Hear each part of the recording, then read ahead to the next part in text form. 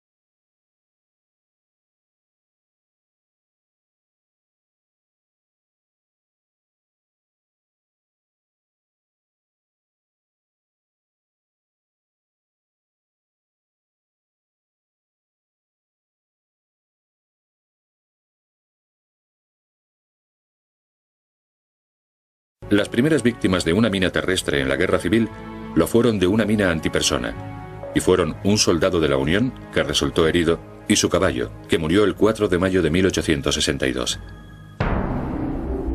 Las minas rudimentarias de Reims se hacían en pleno campo utilizando proyectiles y añadiéndoles un mecanismo de presión y de tracción. Las minas de presión se activaban al pisarse. Las minas de tracción detonaban cuando la mina se rozaba con el brazo o la pierna. La espoleta que inventó Reims consistía en una serie de pequeñas ampollas rellenas de una mezcla de sustancias químicas volátiles y una delgada capucha de cobre. Cuando se pisaba, el compuesto se incendiaba y activaba los explosivos que estaban en un canal de ignición y que a su vez detonaban la carga principal. Al principio las espoletas eran tan sensibles que las minas estallaban al mínimo contacto. A pesar de perder el pulgar y el índice manipulando las minas, Reims estableció el punto de presión para la detonación en 3,5 kilos. En total se tendieron unas 20.000 minas durante la guerra, y murieron varios cientos de soldados, aunque ya desde el comienzo fueron vistas como una aberración, al menos por el ejército del norte.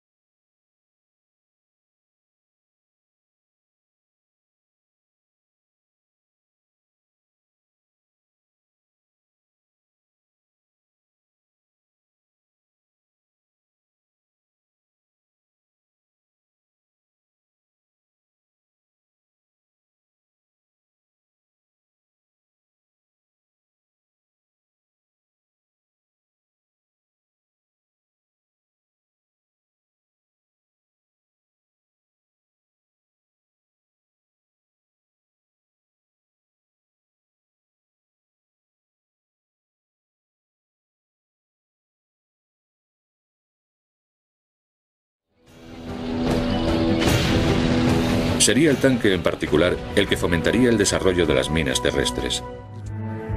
Las minas alemanas se improvisaban en el campo. Se cogía una caja de madera o de metal y se colocaba dentro un proyectil o una carga explosiva. Las espoletas de presión estaban diseñadas para hacer estallar la carga bajo el peso de un tanque o un cañón. Algunas minas eran bombas trampa que explosionaban cuando algún soldado enemigo abría o movía la caja.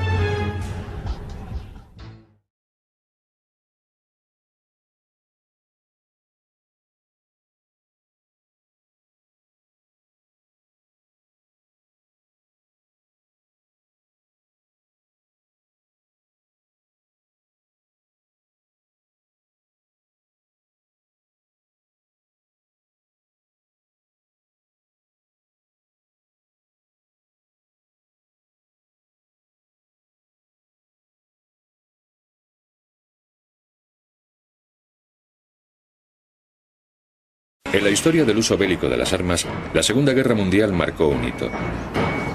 Además de ser utilizadas por todos los frentes en cantidades sorprendentes, incorporaban diseños e innovaciones aterradoras, una arma fundamental que se convertiría en símbolo de la guerra del siglo XX.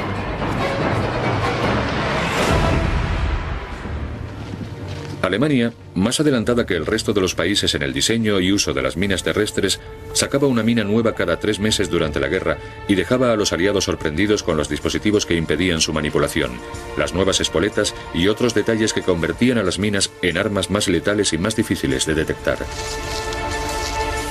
Las minas antipersona se utilizaban para disuadir a los soldados enemigos de retirar las minas antitanque, y ambas se sembraban en los campos de minas, diseñados matemáticamente para producir el mayor número de víctimas. Escuadrones de ingenieros enterraban las minas a una distancia medida con precisión y las camuflaban con gran cuidado. La mayoría de las minas utilizadas en la guerra eran minas de presión, pero también se tendieron muchos cables que aumentaban la distancia del terreno vulnerable en varios metros. La mina antipersona más temida durante la guerra fue sin duda la mina S alemana, una mina de fragmentación saltadora que las tropas estadounidenses llamaron Bouncing Betty. Introducida para derrotar a los franceses en 1940, esta mina se activaba rozando el hilo de tracción o pisándola. Pero la gran novedad era que en vez de explotar en el suelo, una pequeña carga de pólvora negra despedía hacia arriba el núcleo de la mina, y era entonces cuando estallaba la carga principal, que enviaba 350 bolitas de acero en todas direcciones. Entre los heridos y muertos, muchos eran ingenieros de combate cuyo oficio, a prueba de nervios, consistía en deslizar detectores de metal por cada centímetro del suelo en busca de las minas. Ese trabajo se volvería mucho más peligroso hacia la mitad de la guerra, cuando los alemanes introdujeron una nueva mina, una mina que ningún detector de metales aliado era capaz de encontrar. Fue la mina Zapato alemana, una mina introducida en 1942 que no era de metal y que los detectores no localizaban. La originalidad de la M14 tenía que ver con su tamaño y con su dispositivo de fuego. Cuando se pisa la mina, una placa flexible y convexa llamada muelle Belleville desciende y desplaza un pasador de ignición hacia el detonador.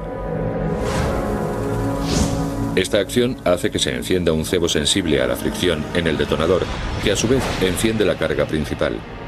Un diminuto paquete de 29 gramos de tetril bastaba para mutilar una pierna hasta la rodilla.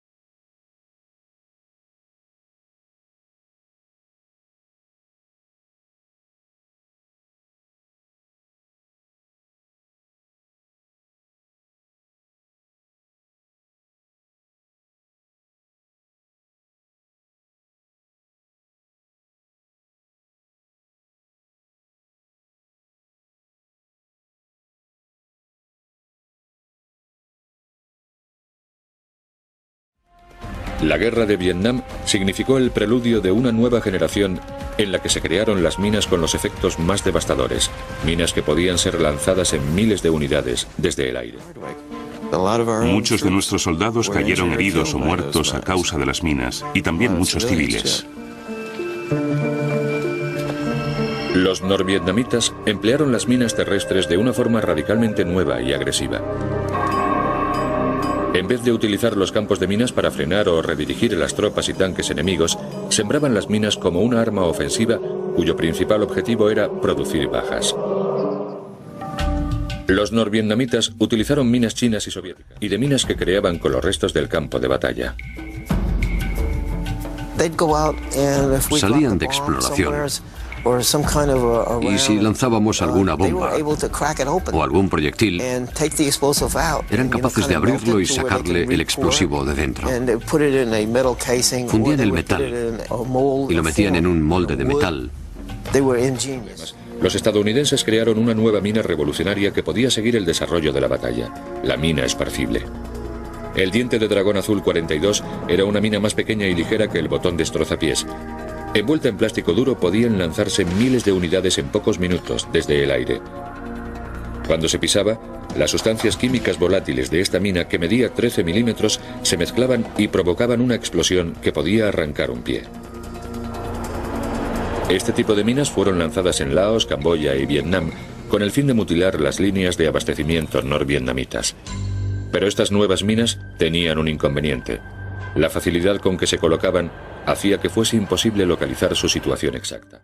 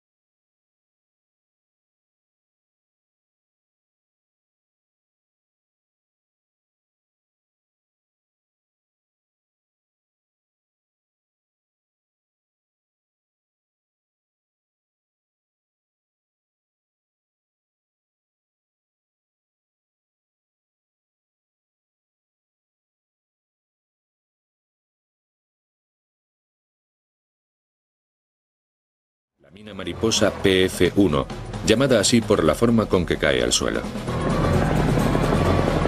En los años 80 se lanzaron millones de minas mariposa en Afganistán. La crisis humanitaria de las minas terrestres se debe en buena medida al uso de este tipo de minas. Pero la fiabilidad de las minas FASCAM no es tan evidente. Se calcula que entre el 1 y el 5% fallan.